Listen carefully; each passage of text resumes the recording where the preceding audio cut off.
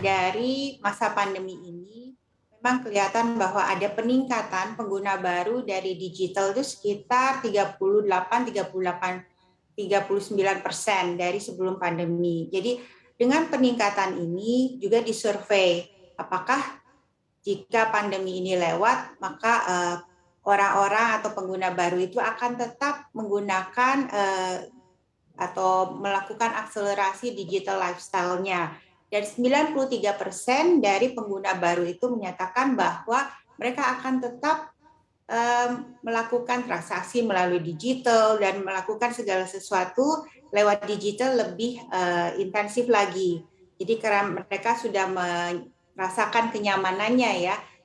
Kalau melihat dari situ kelihatannya maka fenomena ini bukan sesaat tetapi akan berlangsung jangka panjang. Ini baru tahap awal saja.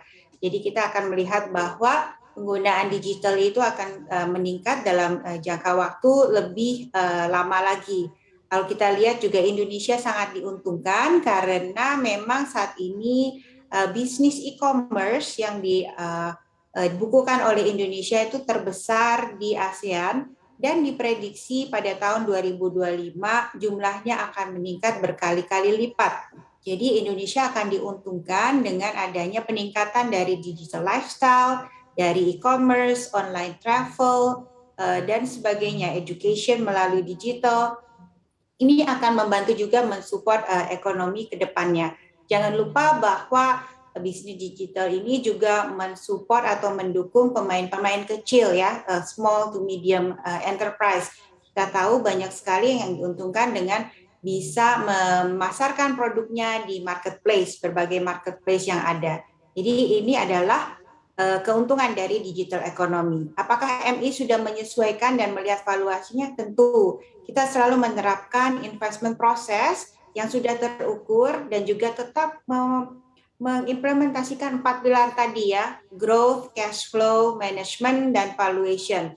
Pertumbuhan, kemudian arus kas, kualitas manajemen, dan valuasi dalam memilih suatu saham di sektor manapun. Kita tidak hype, tidak ikut-ikutan, tetapi kita memang melihat fundamentalnya.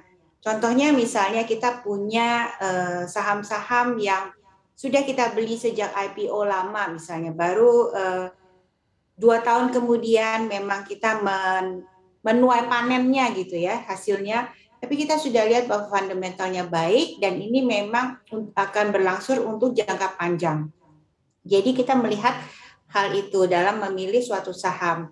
Untuk digital economy players, kita juga menerapkan beberapa kriteria, misalnya harus ada strategi bisnis unik yang dimiliki oleh perusahaan itu. Selain size atau ukuran pasarnya juga harus besar.